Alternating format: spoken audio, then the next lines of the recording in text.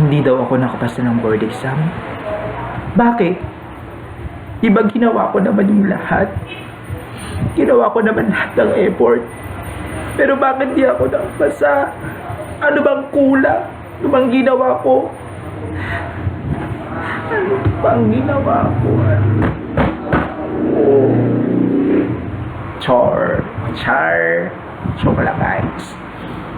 Pero don't lose hope guys ha, sa mga kapwa kong kamsawi. Hindi lang sa pag-ibig, kundi sa pangarap din na makapasa ng board exam. Talagang ganyan eh. Sabi nga nila na whether lang, there's always a chance to those nasaktan. Tama na lang natin guys yung problema natin. Talagang ganyan, di ba?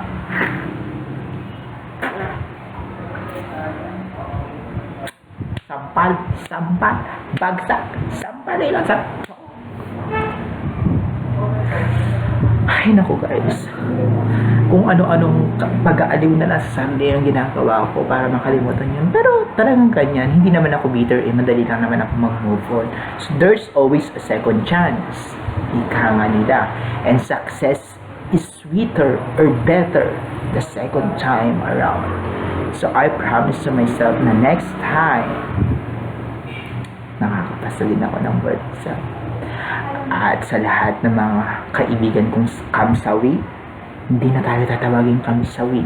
Tatawagin na tayo second timer, successful,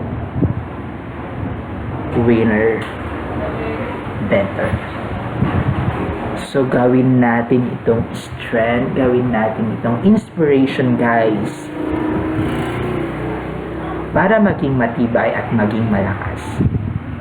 Sabi nga nila sa kasabihan, di ba?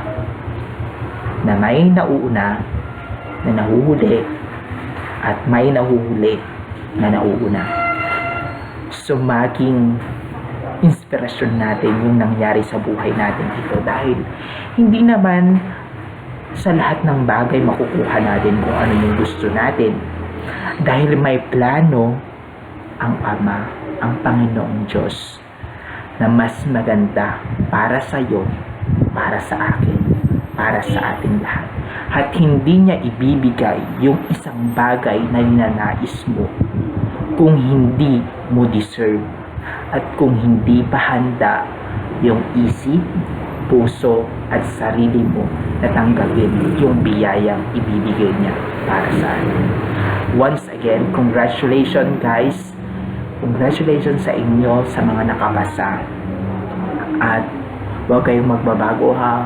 Baka mamaya hindi nyo na ako pinapansin. Maglilibre pa kayo sa akin. Goodbye and thank you for watching.